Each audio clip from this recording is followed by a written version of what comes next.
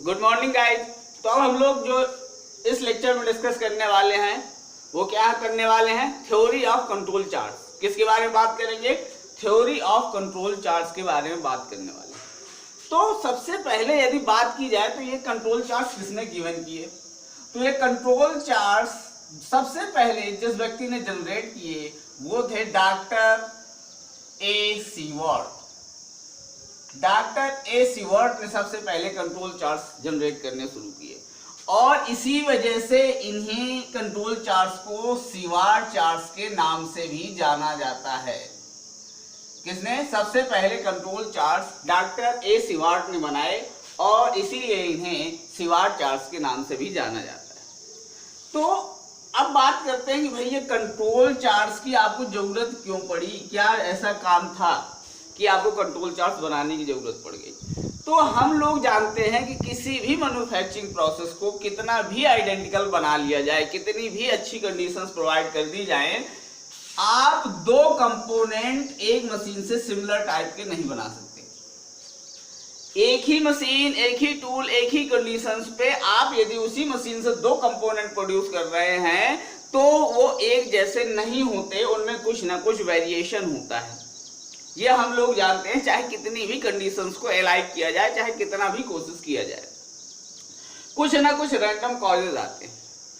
तो in random causes को पकड़ने के लिए सबसे पहले डॉक्टर ए सीवर्ट ने कंट्रोल चार्ट्स बनाए और इन कंट्रोल चार्ट्स का जो मेन एडवांटेज था कि ये कंट्रोल चार्ट्स क्या करते थे, जो मेन एडवांटेज है कि ये क्या कर रहे हैं कि ये क्या करते हैं, एक पैटर्न डिटेक्ट करते हैं। क्या करते हैं? ये पैटर्न डिटेक्ट करते हैं, पैटर्न डिटेक्ट करते हैं।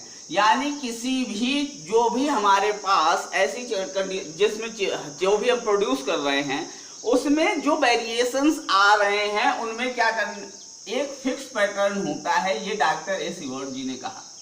क्या कहा? डॉक्टर ए सीवर्ट जी ने कहा कि जो भी वेरिएशंस हमारे प्रोडक्शन में आ रहे हैं उनमें एक फिक्स पैटर्न है और उन पैटर्न को यदि डिटेक्ट कर लिया जाए तो हम क्या कर सकते हैं, हम कर सकते हैं डिटेक्ट। क्या यदि हम उन पैटर्न्स को डिटेक्ट कर ले तो मैं क्या कर सकता हूं, डिटेक्ट कर सकता हूं या क्या कर सकता हूं, प्रिडिक्ट कर सकता हूं। Predict the failure of the component, predict the failure of the component before it actually occur. यानी जो भी रैंडम कॉजेस की वजह से फेलियर्स आ रहे हैं, यदि उस पैटर्न को यदि मैं डिटेक्ट कर लूं तो उससे मैं क्या कर सकता हूं, अपने कंपोनेंट के उन फेलियर्स को क्या कर सकता हूं, प्रिडिक्ट कर सकता हूं बिफोर विक्चुअली इट अकर। मतलब ये पहले से हुआ, उनके होने से पहले ही मैं प्रिडिक्ट कर सकता हूं कि इस समय के बाद फेलियर अकर करता है, इस समय के बाद मेरी डायमेंशंस मेरे कंट्रोल से बाहर होंगी, इस समय मशीन, इतने समय के बाद मशीन लगभग क्या करती है, मल फंक्शनिंग करती है और एक क्या करती है, डिफेक्टिव प्रोडक्ट प्रोड्यूस करना शुरू कर देती है, इतने समय के बाद मेरा टूल वियर हो जाता है। ये सब क्या है कि ये एक फिक्स पैटर्न को फॉलो करते हैं और यदि पैटर्न को डिटेक्ट कर लिया जाए और उनके हिसाब से यदि कंट्रोल चार्ट बनाया जाए तो मेन एडवांटेज कंट्रोल चार्ट का क्या है कि ये किसी भी फेलियर कंपोनेंट है, किसी भी फेलियर को पहले से ही प्रेडिक्ट कर सकते हैं, उनके होने से पहले। वो एक्चुअली अगर करें इससे पहले ही आपको पता होगा कि मशीन इसके बाद मल फंक्शनिंग स्टार्ट कर देती है।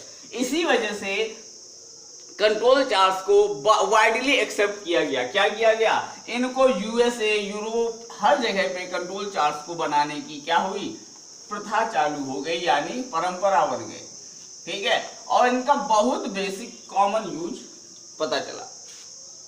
ठीक, तो मेनली यदि कंट्रोल चार्ट्स आपको बनाना है तो सबसे पहला काम क्या है कि आपको जो आपके पास वेरिएशंस हैं, क्या है, वेरिएशंस हैं, वो वेरिएशंस आपको क्या करने वाले, उनका पैटर्न डिटेक्ट करना है। क्या करना है? उनका पैटर्न डिटेक्ट करना है। ठीक, सबसे पहला तो पैटर्न डिटेक्ट करना है।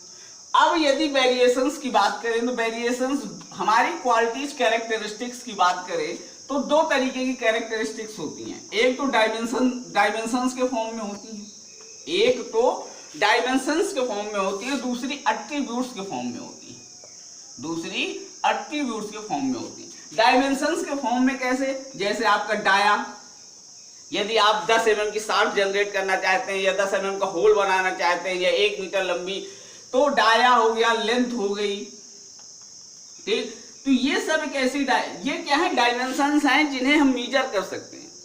यानी एक तरीके के कंट्रोल चार्ट्स ऐसे वेरिएशंस के लिए बनाए जाएंगे जिन्हें आप मीजर कर सकते हैं, यानी डायमेंशनल फॉर्म में होंगे, यानी quantities which can be measure, quantities which can be measure, जिन्हें आप मीजर कर सकते हैं, माप सकते हैं, ऐसी क्वांटिटीज होंगी आपके पास, ठीक, उनके लिए कंट्रोल चार्ट्स होंगे। और दूसरी तरफ आपके पास ऐसी क्वांटिटीज होंगी जैसे कलर, क्या होगा, कलर, अपीयरेंस, क्या आप इन्हें मीजर कर सकते हैं, स्मेल, तो ऐसी कैरेक्टरिस्टिक्स भी होंगी जो आपको मीजर नहीं कर सकते। ऐसी कैरेक्टरिस्टिक्स या ऐसी quantities which cannot be measured, which can not be measured, जिनको आप मीजर नहीं कर सकते। तो इस हिसाब से यदि आपकी क्वालिटी कैरेक्टरिस्टिक्स दो तरीके की हैं, जिनमें एक को आप मीजर कर सकते हैं, दूसरे को आप मीजर नहीं कर सकते, तो निश्चित तौर पे आप एक कंट्रोल चार्ट भी दो तरीके के बनते हैं।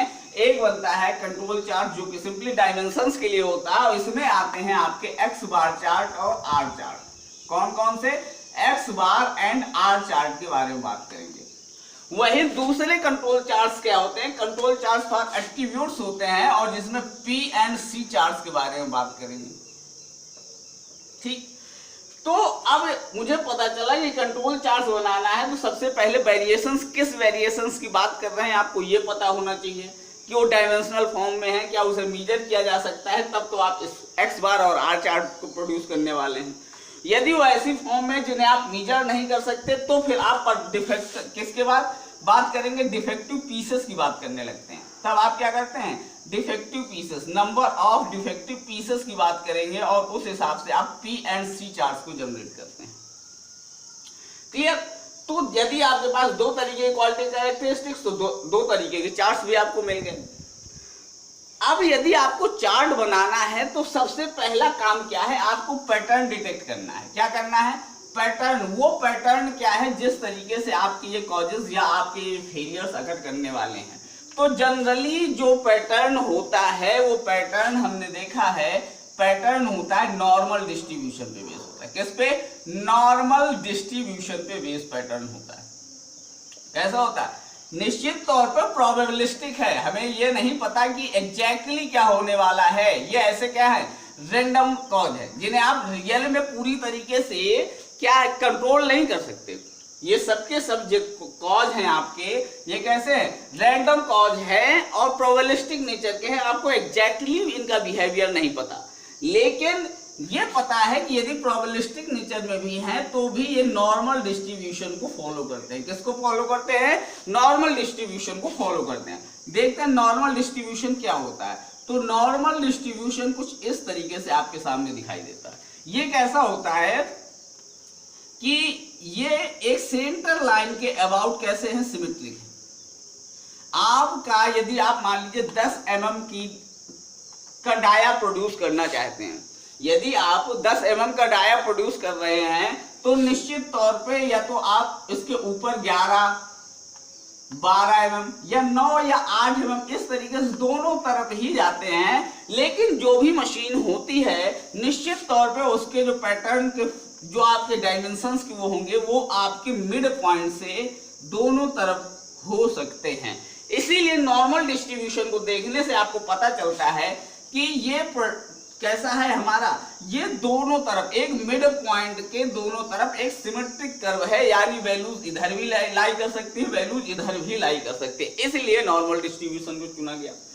और जो खास बात है नॉर्मल डिस्ट्रीब्यूशन की, खासियत ये है कि इसकी जो सेंटर लाइन है, यानी इसका जो मिड पॉइंट है, वहां पे आपकी मीन हो चाहे मीडियन हो या मोड हो, वो तीनों एक ही जगह पे लाई करते हैं। मीन, मीडियन, मॉड, तीन इसी तरीके डिस्ट्रीब्यूशन जब आप पढ़ते हैं तो क्या निकालते हैं, मीन निकालते हैं, मीडियन, मॉड। मीन क्या होता है, सबका सम कर दीजिए, टोटल नंबर ऑफ जितने सैंपल्स हैं उससे डिवाइड मार दीजिए, ठीक। इसी तरह मीडियन जब निकाल रहे थे, ठीक, फिर मोड क्या हो रही थी, मैक्सिमम फ्रीक्वेंसी। तो आपको नॉर्मल डिस्ट्रीब्यूशन में यदि बात करें तो नॉर्मल डिस्ट्रीब्यूशन क्या है, में तीनों एक ही जगह पे लाई करते हैं। एक खासियत तो ये कि ये दोनों तरफ सिमेट्रिक होता है मिड पॉइंट के अबाउट। और मीन और मीडियन और मॉड दूसरी प्रॉपर्टी ये कहती है कि भाई ये कैसे हैं, एक ही पॉइंट पर लाई करते हैं। अब इसके बाद देखा जाए तो ये स्टैंडर्ड डेविएशन पे बात करें, यदि हम स्टैंडर्ड डेविएशन +1 और -1 पे बात करते हैं, +1 सिग्मा और -1 सिग्मा, यानी स्टैंडर्ड सिग्मा क्या है, एक स्टैंडर्ड डेविएशन, ठीक। तो यदि इतने पे बात करें तो इसके एक तरफ का एरिया ये लगभग 34.1% का लाई करता है। यानी मैं दोनों तरफ यदि केवल प्लस सिग्मा और -1 सिग्मा के बीच में बात करूं तो मुझे कितना टोटल एरिया मिल जाएगा, 68.2% सिर्फ इतने में ही लाई कर जाता है, क्लियर।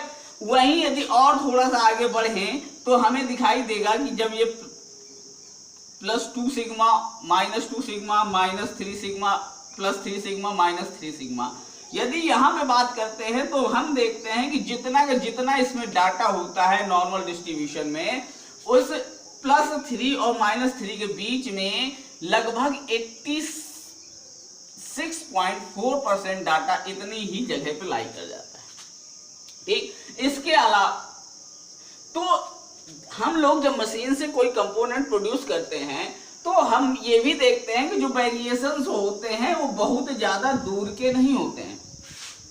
जो वेरिएशंस होते हैं हमारे टॉलरेंस लिमिट से थोड़ा ही अबव या बिलो होते हैं, यानी बिल्कुल कुछ ऐसा ही बिहेवियर होता है कि मैक्सिमम जो वैल्यूज आती है, जो मैक्सिमम प्रोडक्शन करती है कोई भी मशीन, किसी भी मशीन से आप जब लगातार प्रोड्यूस कर रहे हैं तो जो कंपोनेंट में जो डायमेंशंस में वेरिएशंस आएगा वो बहुत ज्यादा अंतर का नहीं होता, बहुत माइन्यूट डिफरेंस होता है। यानी प्लस और -3 सिग्मा की यदि मैं वैल्यूज ले लूं तो 86.4% वैल्यूज क्या हो रही है, सिर्फ इतनी जगह पे ही लाई कर जाती है। यानी हमारी मशीन भी कुछ ऐसा ही प्रोडक्शन प्रोड्यूस करती है जिसमें क्या लगभग 90% प्रोडक्ट कैसे होते हैं, हमारे एक्सेप्टेबल रेंज में होते हैं। ओनली 10% ऐसे प्रोडक्ट होते हैं जो क्या होते हैं, डिस्पोज करने की कंडीशंस में आते हैं। इसलिए क्या होता है, जो ये पैटर्न डिटेक्ट किया जाता है उस पैटर्न को माना जाता है कि कोई भी मशीन जनरली नॉर्मल डिस्ट्रीब्यूशन को फॉलो करती है। किसके लिए, किसको फॉलो करती है, नॉर्मल डिस्ट्रीब्यूशन को फॉलो करती है, क्लियर। अब इसके बाद बात करते हैं कि भाई क्या होते हैं कंट्रोल चार्ट्स। तो सबसे पहले कंट्रोल चार्ट्स फॉर डायमेंशंस, किसके बारे में आज बात करेंगे, कंट्रोल चार्ट्स फॉर डायमेंशंस के बारे में बात करेंगे। तो अब बात करने जा रहे हैं basic of control charts, basics of control charts. यदि हमने ये देख लिया कि हमें ये पता है कि जो पैटर्न हम फॉलो करने जा रहे हैं वो कैसा है, नॉर्मल डिस्ट्रीब्यूशन पे बेस होने वाला है, क्लियर।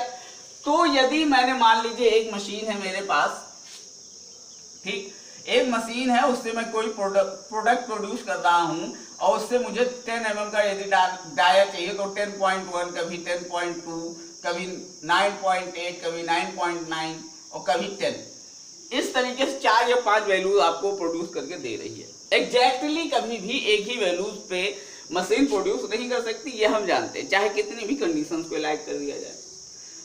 तो यदि हम किसकी बात कर रहे हैं, कंट्रोल चार्ट फॉर डायमेंशंस के लिए आज सीख रहे हैं, यानी एक्स बार और आर चार्ट के बारे में बात करेंगे।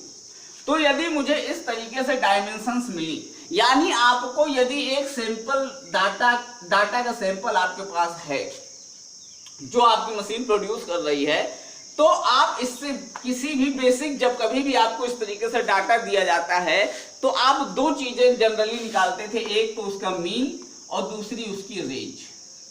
मीन क्या होता था, मीन होता था simply sigma x upon n, यानी आप क्या करेंगे 10.1 plus 9.8 plus 9.9 plus 10.2 plus 10 divide by n कितने से है 5 ऑब्जर्वेशन आपने ले रखी है, यानी 5 से डिवाइड मार दिए, जो मिलेगा आपको मीन मिल जाएगा।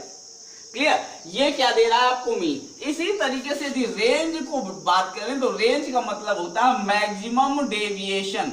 मैक्सिमम डेविएशन यानी मैक्सिमम डेविएशन का मतलब क्या है कि maximum value minus minimum value. तो आपकी इस सैंपल में तो बताइए मैक्सिमम वैल्यू क्या है, तो मैक्सिमम वैल्यू है हमारे पास 10.2 माइनस मिनिमम वैल्यू आपके पास क्या अवेलेबल है 9.8, यानी आपको क्या मिल जाएगा यहां से 0.4। तो ये आपकी रेंज है। क्लियर? तो इस तरीके से आप मीन और रेंज निकाल लेते हैं। और जनरली आप किसी भी सैंपल के बारे में बात करें तो आप इस तरीके से उस सैंपल की काफी कैरेक्टरिस्टिक्स बता सकते हैं। जैसे आप लोग घर पे बात करिए, आप लोग घर पे खाना खाते हैं तो आपकी घर पे एक जनरल रूल जनरली फॉलो होता है कि भाई एक आदमी 5 रोटी खाता है, यानी घर पे यदि 5 लोग हैं तो 25 रोटियां बना लो। ये 5 रोटियां आपको मिली कहां से? ये जो 5 रोटियां हैं, 5 ब्रेड्स हैं, ये आपको कहां से मिली? भाई क्या सभी लोग 5 रोटियां खाते हैं? नहीं, कोई 5-6 खाता होगा, कोई 5 खाता होगा, कोई 4 खाता होगा, कोई 3 खाता होगा। ठीक?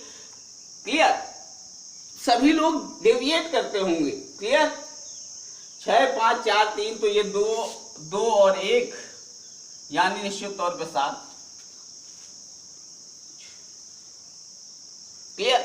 इस तरीके से यदि घर में 5 लोग हैं तो सभी लोग अलग अलग रोटियां खाते हैं, लेकिन आपके घर में आपके मम्मी या आपकी सिस्टर या जो भी आपके यहाँ खाना बना रही हैं, उनको पता है कि उनको 25 रोटियां बनानी है, घर में 5 लोग हैं, वो ऑन एन एवरेज 5 कहाँ से आता है, वो इसी तरीके से मीन से निकाल के आप रखते हैं कि भाई इतनी रोटियां रोज खप जाती हैं, लगभग इतनी रोटी पर पर्सन यहाँ पे घर पे खाई जा रही है। क्लियर? इसी तरीके से आप शादी विवाह में यदि बात करते हैं तो जो हलवाई होते हैं वो किस तरीके से काम करते हैं, वो भी इसी मीन डाटा पे काम करते हैं। वो क्या कहते हैं, लगभग 250 ग्राम मान लिया जाता है कि 250 ग्राम पर पर्सन कंज्यूम होगा आपका आटा, या इस तरीके से। तो ये क्या है, एक मीन है, और इस मीन से आप क्या करते हैं, उस पूरे जो आपके पास सैंपल डाटा होगा, जो आपके पास ग्रुप होगा, उसकी पूरी जानकारी इस मीन से निकालने की कोशिश कर लेते हैं, यानी आप इससे जानकारी निकाल लें। इसी तरीके से रेंज भी क्या करती है, आपके मिनिमम और मैक्सिमम के बारे में बात करती है कि आपका कोई व्यक्ति कितना मैक्सिमम खा सकता है और कितना कम से कम खा सकता है, उसके बारे में बात कर लेती है। ठीक? तो आपको जो ये रेंज है और जो आपका मीन है, यही आपके क्या करते हैं, आपको काफी हद तक नॉलेज प्रोवाइड कर देते हैं। तो निश्चित तौर पे आप मीन निकाल सकते हैं सिग्मा एक्स अपॉन एन से, और रेंज निकालनी है आपको maximum value minus minimum value से। क्लियर?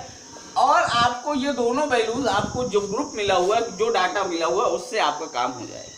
ठीक? अब आपको 2 चार्ट बनानी है, एक तो एक्स बार चार्ट के बारे में बात करनी है, दूसरी आर चार्ट रेंज चार्ट के बारे में बात करनी है। ठीक?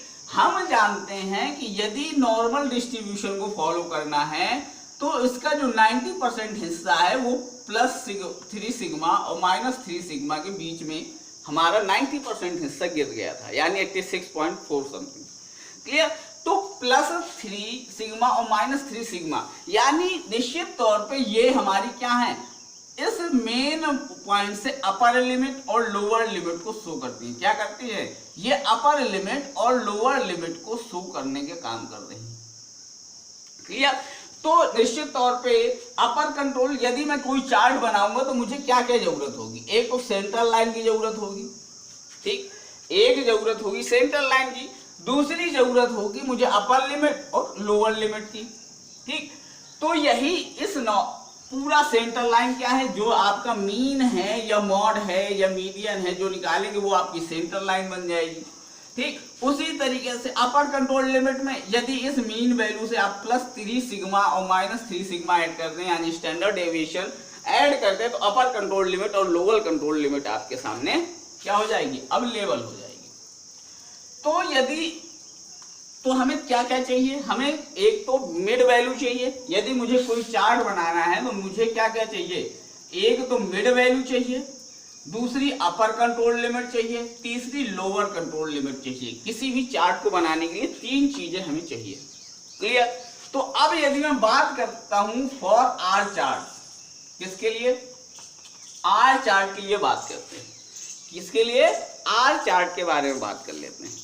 तो यदि मैं आर चार्ट के बारे में बात कर रहा हूं तो निश्चित तौर पे जरा देखिए, इसमें जो आपका आर चार्ट है, इसमें जो मिड पॉइंट डिफाइन होगा, मिड वैल्यू जो डिफाइन होगी वो होगी सिंपली आर बार। क्या होगी, मिड वैल्यू। आर चार्ट, जब आप आर चार्ट बनाएंगे तो मिड वैल्यू होगी आर बार। अब कहेंगे आर बार क्या है, आर तो क्लियर है कि भाई maximum value minus minimum value है, ठीक। तो आर बार क्या होगा, जो भी आपको सैंपल साइज मिला है उसमें जितना भी आपको पर्टिकुलर किसी, जैसे इस एक सैंपल साइज में आपको क्या मिला था, आर 0.4। इसी तरीके से आपके पास अदर कोई सैंपल साइज होगा, उसमें 0.2 हो सकता है, आपको उसमें 0.1 मिले। इस तरीके से आपको ढेर सारी आर वैल्यूज मिल जाएंगी। तो आर बार के लिए simply sigma R upon n कर देंगे तो आपको जो आर बार मिलेगी वो आपकी मिड वैल्यू को रिप्रेजेंट करेगी। किसको, मिड वैल्यू को रिप्रेजेंट करेगी।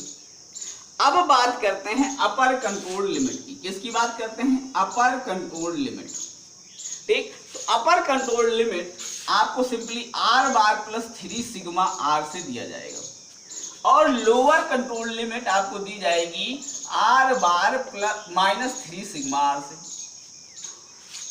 अब आर बार तो आपको क्लियर है कि क्या है आर बार।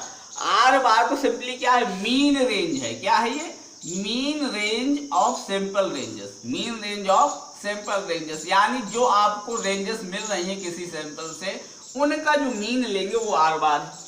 तो ये सिग्मा आर क्या है, तो सिग्मा आर क्या है, स्टैंडर्ड डेविएशन है। क्या है, standard deviation of mean ranges, standard deviation of mean ranges. जो आपको मीन रेंज मिली है उससे, सैंपल रेंज मिले हुए हैं, उनका जो स्टैंडर्ड डेविएशन है वो है आपका सिग्मा आर। अब ये निकालेंगे कैसे, अब क्वेश्चन आया कि भाई ये स्टैंडर्ड डेविएशन कैसे फाइंड आउट करेंगे। तो स्टैंडर्ड डेविएशन फाइंड आउट करने के लिए आपको एक टेबल प्रोवाइड की जाती है जिसमें आपको d3 upon d2 into R बार, d3 upon d2 into R बार। जरा देख लेते हैं उस टेबल में आपको क्या क्या गिवन होगा। ठीक है, पहले टेबल ही देख लेते हैं। तो आपको जब ये सिग्मा आर की बात करनी है तो आपको एक टेबल प्रोवाइड की जाएगी। यहाँ n होगा, n क्या होगा, नंबर ऑफ ऑब्जर्वेशन। क्या होंगे, n नंबर ऑफ ऑब्जर्वेशन को रिप्रेजेंट करेगा। क्या रिप्रेजेंट करने वाला है, n नंबर ऑफ ऑब्जर्वेशन। कितनी ऑब्जर्वेशन, 5 बार, 5 की कर रहे हैं, 4 की कर रहे हैं, 3 की कर रहे हैं, ठीक। इसके बाद आपको यहाँ पे एक फैक्टर d2 दिया होगा और एक फैक्टर d3 दिया होगा, ठीक। d2 और d3 गिवन होगा, साथ में एक फैक्टर गिवन होगा a2, और इसके बाद 2 फैक्टर गिवन होते हैं d3 और d4। ये नंबर ऑफ ऑब्जर्वेशन 2, 4, 5, 6, 7 करते हुए इस तरीके से होंगी, ठीक। यदि 5 के करस्पॉन्डिंग इस तरीके से बात की जाए तो यहाँ पे कुछ वैल्यू दी होंगी। जैसे मान लीजिए 5 के करस्पॉन्डिंग बात कर रहे हैं तो 2.326 गिवन है, 0.864 गिवन है दी, ठीक है। इसी तरीके से A2 की वैल्यू 0.577 आपको कुछ गिवन होगी, और ये मान लीजिए 0 गिवन है और ये 2.114। इस तरीके से आपको टेबल में 5 के करस्पॉन्डिंग वैल्यू गिवन है। जैसे हमने 5 सैंपल कर 5 वैल्यूज ली थी ना, उसी हिसाब से मैंने कहा 5 ऑब्जर्वेशन ली हैं, इसलिए 5 के हिसाब से इस तरीके से आपको वैल्यू गिवन होगी। तो जो आपका स्टैंडर्ड डेविएशन होगा वो सिंपली d3 अपॉन d2 होगा, d3 upon d2 into R बार से दिया जाएगा। तो जरा देखते हैं कि यूसीएल यदि बात की जाए तो यूसीएल में यदि मैं यहाँ R bar plus 3 d3 upon d2 R bar कर दूं तो यहां से जरा देखिए तो 1 plus 3 d3 upon d2 into R bar आ जाएगा। तो यदि मैं इसको पूरे को एक वैल्यूज में कन्वर्ट कर लूं, इसको सिंपली मैं एक नाम दे दूं, क्या नाम दे दूं, D4। क्या नाम दे दिया इसे, D4, तो वो ये है D4। डायरेक्टली आपको D3 D2 की कैलकुलेशन और ये 3 से कैलकुलेशन बचाने के लिए आपको सिंपली एक वैल्यू का यूसीएल में सिंपली D4 से कन्वर्ट कर सकते हैं, यानी इस तरीके से। तो यूसीएल आपको दिया जाएगा सिंपली किससे, D4 इंटू आर बार से। किससे दिया जाएगा, अपर कंट्रोल लिमिट आपको D4 इंटू आर बार से दी जाएगी और D4 आपको यहाँ गिवन होगा। सिमिलर मैनर में यदि आप एलसीएल की बात करेंगे तो एलसीएल में यदि बात करें तो R bar minus 3 D3 upon D2 into R bar हो जाएगा, और ये 1 minus 3 D3 upon D2 into R bar आ जाएगा। इसको आप एक नाम दे सकते हैं D3 आर बार, और आपको D3 कहाँ से मिल जाएगा, डायरेक्ट आपको टेबल से मिल जाएगा। तो इस तरीके से आप यदि आर चार्ट बनाना चाहते हैं तो आपको तीनों चीजें मिल जाएंगी। क्लियर। तो आर चार्ट बनाना है, यदि आर चार्ट आप डिजाइन करना चाह रहे हैं तो आपको मिड वैल्यू, तो मिड वैल्यू सिंपली क्या है आपकी, सिंपली आर बार से मिल जाएगी। क्लियर, ठीक, यानी सिग्मा आर अपॉन एन से। वहीं यदि आप यूसीएल अपर कंट्रोल लिमिट की बात करते हैं तो अपर कंट्रोल लिमिट आपको सिंपली D4 आर बार से दी जाएगी, और एलसीएल की बात करेंगे तो आपको D3 आर बार से दी जाएगी, और D4 और D3 ये दोनों फैक्टर्स आपको यहां से गिवन होंगे। क्लियर। इसी तरीके से यदि मैं बात करूं किसके बारे में, एक्स बार चार्ट के बारे में, तो यदि एक्स बार चार्ट आप जनरेट करना चाहते हैं तो इसमें भी आपको तीन चीजों की जरूरत पड़ने वाली है। एक तो आपकी मिड वैल्यू, तो यदि मिड वैल्यू की बात कर रहा हूं, यानी मुझे मिड वैल्यू चाहिए, तो यानी उसको हम कहते हैं यहाँ पे एक्स डबल बार।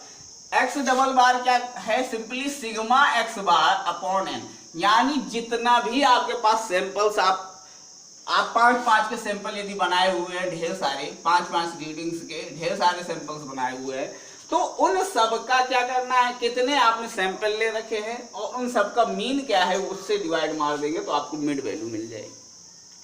अब इसके बाद यदि बात करें तो अपर कंट्रोल लिमिट। क्लियर। तो सिंपली अपर कंट्रोल लिमिट उसी तरीके से x double bar plus 3 sigma, क्योंकि किसको फॉलो कर रहे हैं, नॉर्मल डिस्ट्रीब्यूशन को फॉलो कर रहे हैं, इसीलिए हर बार 3 सिग्मा और माइनस, यदि लोअर कंट्रोल लिमिट की बात करेंगे तो -3 सिग्मा की बात करेंगे। क्लियर। तो यदि आप यहाँ पे, तो मेन समस्या बस केवल है एक्स डबल बार, तो आप सिंपली निकाल लेंगे कि जितने मीन है उनका सम कर दीजिए, कितने नंबर ऑफ सैंपल्स है वहां से बात कर लेंगे। वहीं पे यदि आपको केवल सिग्मा एक्स पे बात करेंगे, स्टैंडर्ड डेविएशन की बात करते हैं, क्या किसकी, स्टैंडर्ड डेविएशन कैसे निकालेंगे जो आपके सैंपल मीन्स का है, तो स्टैंडर्ड डेविएशन सिंपली दिया जाएगा R bar upon sigma 2 root n से, जहां एन नंबर ऑफ ऑब्जर्वेशन है। क्या है, एन नंबर ऑफ ऑब्जर्वेशन है। ठीक, सॉरी ये D2 सिग्मा जो आपको स्टैंडर्ड डेविएशन, तो आपको D2 पता होगा, मीन रेंज आप निकाल सकते हैं, लेकिन आपको इतनी कैलकुलेशन करने की जरूरत नहीं है। आपको डायरेक्ट एक फैक्टर दिया जाता है यूसीएल बराबर, यदि मैं यहाँ पे X double bar plus 3 sigma X की जगह R bar upon D2 root n डाल देता हूं, तो जो ये आपका D3 ये 3D2 रूट एन है, यानी 3 अपॉन D2 रूट एन है, इसको आप नाम देते हैं A2, यानी ये फैक्टर ये आपका क्या है, A2 है। क्लियर। तो आपको सिंपली यदि इसको, इस पूरे फंक्शन को आप A2 से रिप्रेजेंट कर दें तो यूसीएल आपको क्या मिल जाएगा, x double bar plus A2 are बार।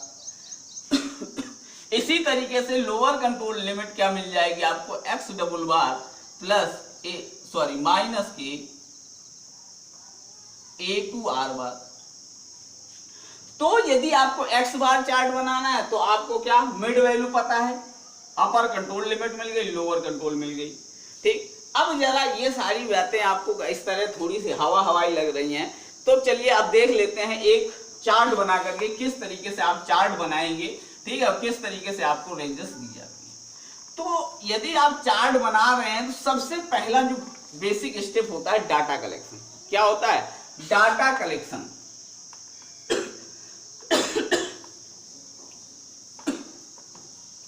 क्या करना है आपको, डाटा कलेक्शन।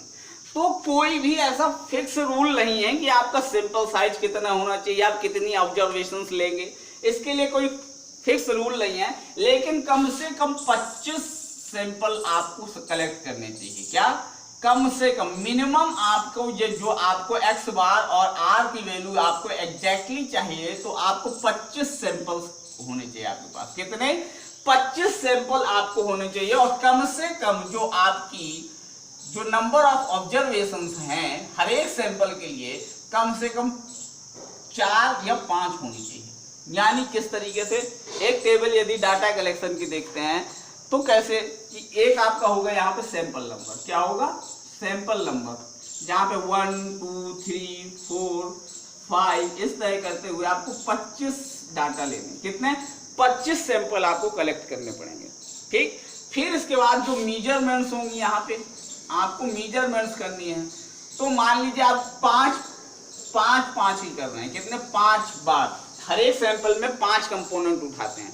क्लियर, यानी किस तरीके से कि जैसे आपकी मशीन है, आपके पास मशीन आपकी काम कर रही है, आप शुरू में गए 5 जो भी प्रोडक्शन हो रहा था आपने वहां से 5 पीसेस उठाए और उनकी वैल्यूज निकाली, तो 5 पीसेस आपने जो उठाए 5.99 मान लीजिए, ठीक है, 5.9 आ गया। क्लियर, फिर मान लीजिए 6.01 आ गया, ठीक, फिर 5.97 आ गया और मान लीजिए 6.00 आ गया।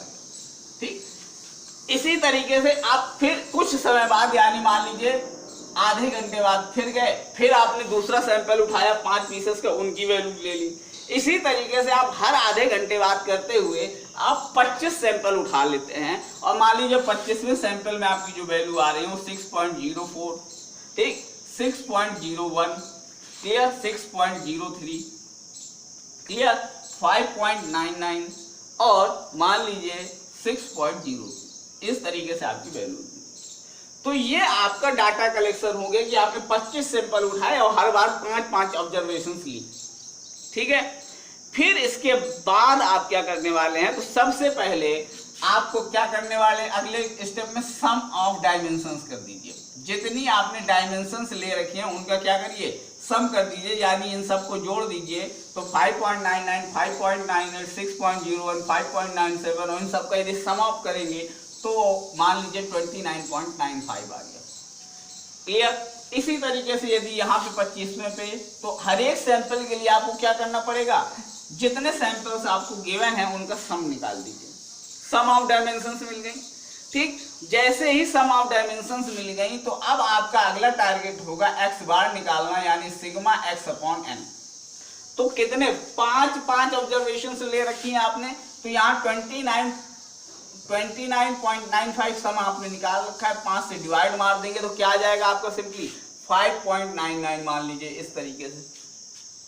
ठीक, इसी तरीके से यहाँ पे यदि 30.9 5 से डिवाइड मारेंगे तो मान लीजिए यहाँ पे 30.09 डिवाइड बाई 5 यानी 6.018 मान लीजिए आ गया।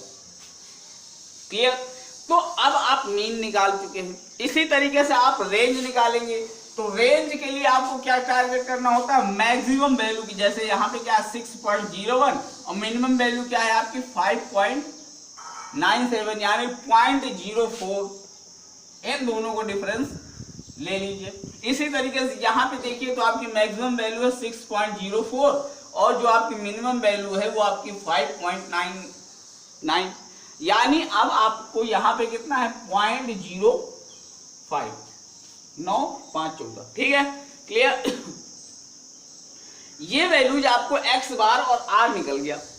क्लियर, अब इसके बाद आपको, लेकिन आपको क्या निकालना है, क्लियरली सोचिए, आपको एक्स बार और इसके अलावा अब आपको निकालना है एक्स डबल बार। क्या निकालना है, एक्स डबल बार निकालना है। तो एक्स डबल बार में क्या था, एक्स डबल बार यदि निकालना है तो sigma X bar upon n था। क्या था, sigma X bar upon n, यानी यहाँ पे आपको इस तरीके से 25 मीन्स मिले होंगे, उन 25 मीन्स का सम कर दीजिए। क्या कर दीजिए, सम।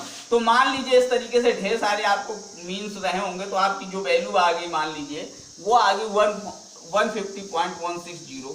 क्लियर, और उसमें यदि आप कितनी वैल्यूज हो गई हैं आपके पास, 25 से डिवाइड मार देंगे तो आपका क्या आ जाएगा, x डबल बार आ जाएगा। इसी तरीके से आप यहाँ पे 25 वैल्यूज को जोड़ेंगे तो आपका ये r बार क्या बन जाएगा, सिग्मा r अपॉन n। यानी यहाँ पे भी आप कुछ वैल्यूज को जोड़ेंगे, मान लीजिए इन सबको जोड़ा मैंने 0.88 आ गया और उसमें फिर हमें 25 से डिवाइड मारना। क्लियर? तो इस तरीके से आपको एक टेबल प्रिपेयर करनी पड़ेगी। क्लियर? क्या क्या है, 25 सैंपल होने चाहिए, कम से कम 4 या 5 ऑब्जर्वेशंस पर सैंपल्स में होनी चाहिए। फिर उन सब क्या करिए, डायमेंशंस का सम निकाल दीजिए, फिर अपना मीन कैलकुलेट करिए, हर एक सैंपल के लिए एक मीन निकालिए और हर एक सैंपल के लिए एक रेंज निकाल लीजिए। इस तरीके से आपके पास 25 अलग अलग क्या हो जाएंगे, मीन हो जाएंगे और 25 अलग अलग रेंज आपको मिल जाएंगी। फिर क्या करना है, हमें x डबल बार के लिए उस 25 का जो 25 आपके पास मीन है उनका सम अप कर दीजिए और 25 से डिवाइड मार दीजिए, आपको x डबल बार मिल जाएगा। इसी तरीके से रेंज के लिए 25 जो आपकी r है उनको सिंपली क्या कर दीजिए, सम कर दीजिए और 25 से डिवाइड मार दीजिए। क्लियर? इस तरीके से आपको ये टेबल प्रिपेयर करनी है। अब जब ये आपकी टेबल प्रिपेयर हो जाए तो अब आपको मिड वैल्यूज आपको मिल चुकी है। क्या मिल चुकी हैं, मिड वैल्यू। अब यदि मान लीजिए मुझे आर चार्ट बनाना है, क्या बनाना है, फॉर आर चार्ट की बात कर रहा हूं, तो सिग्मा आर मुझे यहाँ पे सिग्मा आर अपॉन एन करके मुझे आर बार मिल गया है और यही मेरी मिड वैल्यू थी। क्या थी ये, मिड वैल्यू थी। कितनी आई थी, यदि 0.88 अपॉन 25 करेंगे तो 0.04 के समथिंग कितनी आ गई है, ये 0.04 के समथिंग आ गई। कितनी आ गई है, सॉरी 25 75 यानी 0.035 आ गई। आर बार की वैल्यू इतनी आ गई मान लीजिए। क्लियर? अब आपका क्या है, अगला टारगेट यूसीएल गेन करना और एलसीएल, यानी अपर कंट्रोल लिमिट और लोअर कंट्रोल लिमिट। क्लियर? तो अपर कंट्रोल लिमिट यदि बात कर रहे हैं तो अपर कंट्रोल लिमिट के लिए आपको पता है कि आपका क्या आया था, सिंपली D4 R बार, और लोअर कंट्रोल लिमिट के लिए D3 R बार। और कितनी ऑब्जर्वेशन कर रहे हैं आप, एक सैंपल में 5, तो उसके करस्पॉन्डिंग आपको यहाँ वैल्यूज गिवन है। तो D4 आपको क्या है 2.114, तो यूसीएल आपकी क्या हो गई 2.114 इंटू आर बार यानी 0.035 कर देंगे तो आपको अपर कंट्रोल लिमिट मिल जाएगी। ठीक है, वो मान लीजिए आपकी 0.074 आ गई। क्लियर? इसी तरीके से लोअर कंट्रोल लिमिट में D3 देखिए तो 0 है, यानी लोअर कंट्रोल लिमिट तो 0 हो गई। ठीक, तो 3 वैल्यूज आपको मिल गई, आर बार मिल गई, upper control limit, lower control limit मिल गई। अब आप इजीली क्या कर सकते हैं, अपना आर कंट्रोल चार्ट बना सकते हैं। कैसे बना सकते हैं, तो आप सबसे पहले आपको मिड वैल्यू यानी 0.035 रखनी है। क्लियर? फिर इसके बाद अपर कंट्रोल लिमिट कितनी है 0.074 है। क्लियर? और लोअर कंट्रोल लिमिट क्या है 0 है। क्या है आपकी 0, यानी ये 0। ठीक है, फिर इसके बाद 1 2 3 4 5 6 7 8 9 10 11 12 13 14 15 16 17 18 19 20 21 22 23 24 25 सैंपल्स के लिए आप इस तरीके से रखेंगे। ठीक है, अब हर एक के लिए आपने आर की वैल्यू यहाँ पे आपको मिली हुई थी, रेंज आपने यहाँ पे 25 रेंज आपके सामने थी, उनको प्लॉट कर दीजिए। क्या कर दीजिए, उन 25 को प्लॉट करते चले जाइए। मान लीजिए हर एक के करस्पॉन्डिंग कुछ वैल्यू आपको मिली होगी। ठीक, इस तरीके से।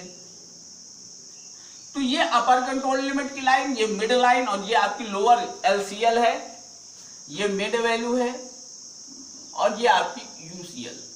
ठीक, और आप इस तरीके से कुछ आपको पैटर्न मिल जाएगा, इस तरीके से जोड़ते चले जाइए, इस तरीके से 25 पॉइंट को जोड़ते हुए आपको एक पैटर्न मिल जाएगा। क्लियर? तो ये है आपका आर चार्ट। इस तरीके से आप क्या बना लेते हैं, एक आर चार्ट बना लेते हैं। और जब तक आपकी जो डायमेंशंस हैं, आपकी जो रेंज हैं, इस लिमिट के अंदर हैं, इस आपके इस कर्व के अंदर हैं, दोनों यूसीएल और यूसीएल के बीच में हैं, तब तक आपका प्रोसेस क्या कहलाता है, प्रोसेस इन कंट्रोल है। कैसा है प्रोसेस, प्रोसेस कंट्रोल में है। और जब कोई वैल्यू आपकी इस रेंज से बाहर जाएगी चाहे वो अपर साइड में हो चाहे लोअर साइड में हो, जब आपकी वैल्यूज बाहर जाएगी उस समय आपका प्रोसेस कैसा हो जाएगा, आउट ऑफ कंट्रोल प्रोसेस कहा जाएगा। क्या कहा जाएगा, आउट ऑफ कंट्रोल प्रोसेस कहा जाएगा। और आपको तुरंत उस समय ये देखना है कि ये वैल्यू बाहर क्यों हुई है, उस कारण को पकड़ना है और उस कारण को दूर करने की कोशिश करनी है। क्लियर, यही काम है हमारे आर चार्ट और एक्स बार चार्ट का। इसी तरीके से आप एक्स बार चार्ट भी बना सकते हैं।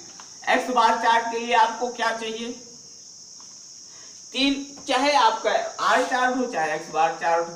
एक्स बार चार्ट में भी आपको तीन वैल्यूज चाहिए। मिड वैल्यू, तो मिड वैल्यू आपकी क्या है, सिंपली एक्स डबल बार यानी सिग्मा एक्स बार, जो आपके 25 मीन मिले थे यहाँ पे, उनमें डिवाइड बाय 25 और उनका सम मान लीजिए आया था 150.160 यदि मान लीजिए आया, ठीक है। तो उसमें 25 से यदि डिवाइड मार दूं तो आपको कुछ एक वैल्यू मिल जाएगी, मान लीजिए ये समथिंग 25 छक्का 150.006, कुछ इस तरीके से आपको एक वैल्यू मिल जाएगी।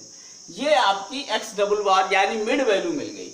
अब आपको चाहिए यूसीएल यानी अपर कंट्रोल लिमिट, तो आपको एक्स डबल बार प्लस क्या था A2 आर बार। A2 तो आपको यहां से मिल गया है 5 ऑब्जर्वेशंस के लिए 0.57 यानी 6.006 प्लस 0.577 और आर बार आपको मिल चुका था 0.035 पिछली उसमें, ठीक है, यह आर बार आपको मिल गया। तो यहां से आपको 6.026 इस तरीके से, और इसी तरीके से एलसीएल यदि आप निकालेंगे तो x double bar minus A2 are बार, ठीक, तो यानी 6.06 माइनस A2 0.577 इंटू 0.035, इस तरीके से आप करेंगे तो आपको मान लीजिए यहाँ पे आ गया 5.986।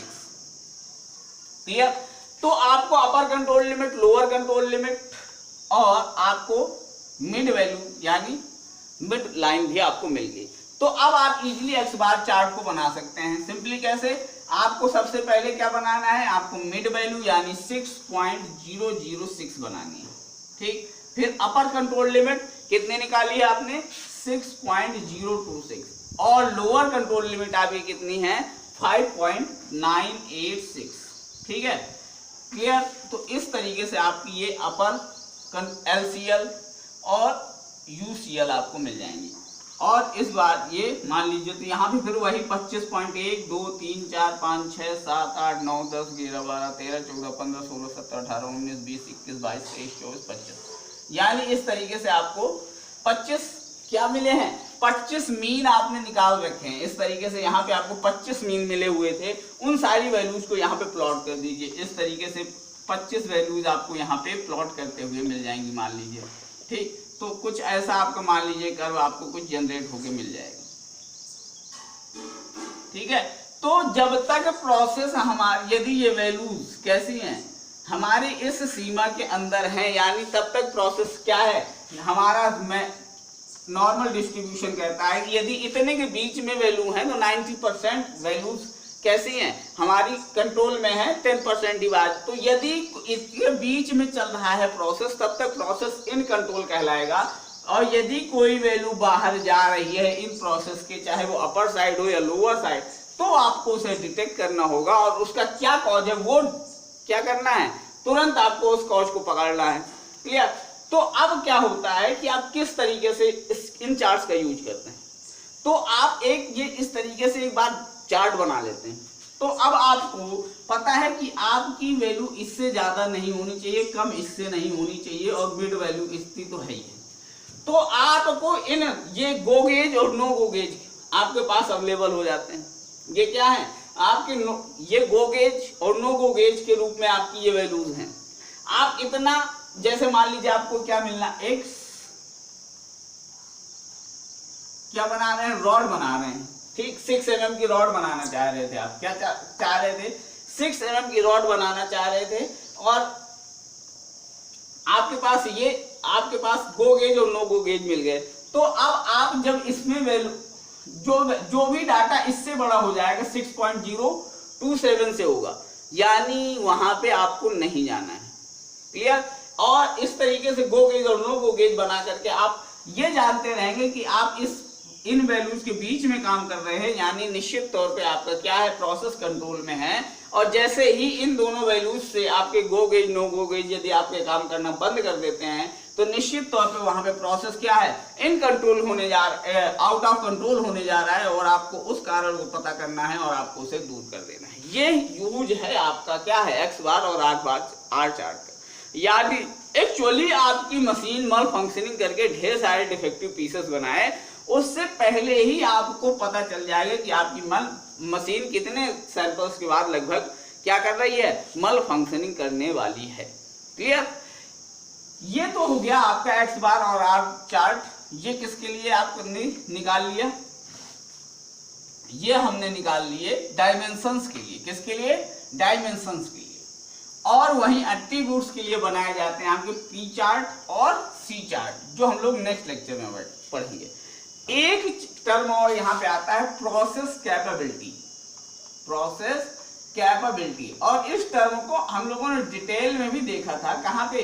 कि जब हम लोग quality control on manufacturing process की बात कर रहे थे, तो मैंने वहां पे कहा था कि आज हमें क्या करना है, किसी उसमें यदि होल ड्रिल करना है तो मेरे पास ढेर सारे ऑप्शंस अवेलेबल हैं। मैं ड्रिलिंग के थ्रू कर सकता हूं, मैं लेथ के थ्रू कर सकता हूं, मैं लेजर मशीन लगा सकता हूं, मैं ईवीएम लगा सकता हूं।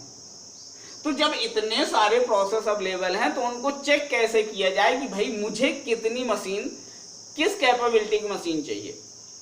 क्योंकि यदि मैं बहुत महंगा प्रोसेस अप्लाई कर रहा हूं तो भी कॉस्ट बढ़ जाएगी, और बहुत अंडर कंट्रोल प्रोसेस यूज करूंगा तो मेरे डिफेक्टिव पीसेस बढ़ जाएंगे। तो उसके लिए एक टर्म आया था प्रोसेस कैपेबिलिटी। क्या आया था? एक टर्म प्रोसेस कैपेबिलिटी आई थी। क्या आई थी आपकी? एक प्रोसेस कैपेबिलिटी टर्म आया था। तो कैसे निकालते हैं इस प्रोसेस कैपेबिलिटी को, उसके लिए तो क्या ये प्रोसेस कैपेबिलिटी है क्या? सिंपली ये सिंपली क्या करती है, जब आपने एक्स बार चार्ट और आर, तो एक्स बार और आर चार्ट बनाने के बाद हम प्रोसेस कैपेबिलिटी एनालिसिस करते हैं। क्या करते हैं? प्रोसेस कैपेबिलिटी एनालिसिस करते हैं टू जज अबाउट अ प्रोसेस, टू जज अबाउट अ प्रोसेस, एक प्रोसेस को जज करने के लिए, so that process can meet its tolerance limits, tolerance range or not। मतलब प्रोसेस कैपेबिलिटी एनालिसिस सिंपली किस लिए करते हैं कि जो टॉलरेंस रेंज गिवन है उस रेंज को ये मेरा जो प्रोसेस है क्या उसे मीट करता है कि नहीं। और mathematically simply process capability define की जाती है 6 time of standard deviation, 6 time of standard deviation. और स्टैंडर्ड डेविएशन दिया जाता है सिंपली आर बार अपॉन डी2 से। किससे दिया जाता है? आर बार अपॉन डी2 से। यानी आर बार आपने पिछले केस में अभी जैसे निकाली थी 0.035 और डी2 आपके पास है 2.326।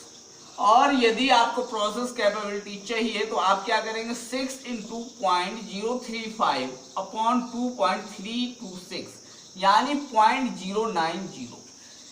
ठीक। अब यदि मान लीजिए आपको गिवन है कि आपको प्लस माइनस 0.06 की आपकी टॉलरेंस लिमिट है। क्या गिवन है? आपको टॉलरेंस लिमिट गिवन है कि आपको इसके बीच में काम करना है। तो आपकी टॉलरेंस रेंज क्या हो जाएगी? तो आपकी टॉलरेंस रेंज है 0.06 प्लस 0.06 यानी 0.12। यानी हमारा जो प्रोसेस कैपेबिलिटी है 0.090, ये कैसी है? 0.12 से क्या है? लेस देन है। इसलिए हमारा जो ये प्रोसेस है या जो मशीन है वो कैसी है? कैपेबल है इस टॉलरेंस लिमिट को वो करने के लिए। यानी ये मशीन कब तक आपकी काम कर सकती है? जब तक कि आपकी टॉलरेंस लिमिट, टॉलरेंस रेंज 0.090 के इक्वल या बराबर न हो। यानी आपकी ये मशीन इतनी कैपेबल है कि ये इस रेंज की टॉलरेंस रेंज को क्या कर सकती है? बियर कर सकती है। इस सिंपली क्या बताने का काम, तो process capability simply tolerance range, उस टॉलरेंस रेंज को मीट करके देखने का काम करता है कि क्या मेरा जो प्रोसेस है वो कैपेबल है उस टॉलरेंस रेंज में काम करने के लिए कि नहीं।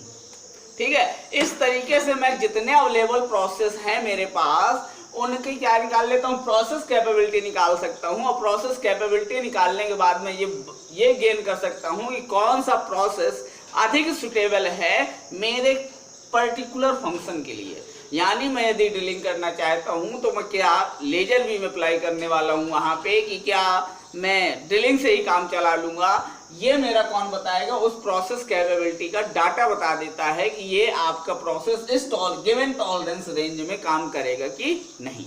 ठीक, तो इस तरीके से हमारी क्या होती है, थ्योरी ऑफ कंट्रोल चार्ट्स में हम लोगों ने जो कंट्रोल चार्ट्स बनाए डायमेंशंस के लिए बना दिए।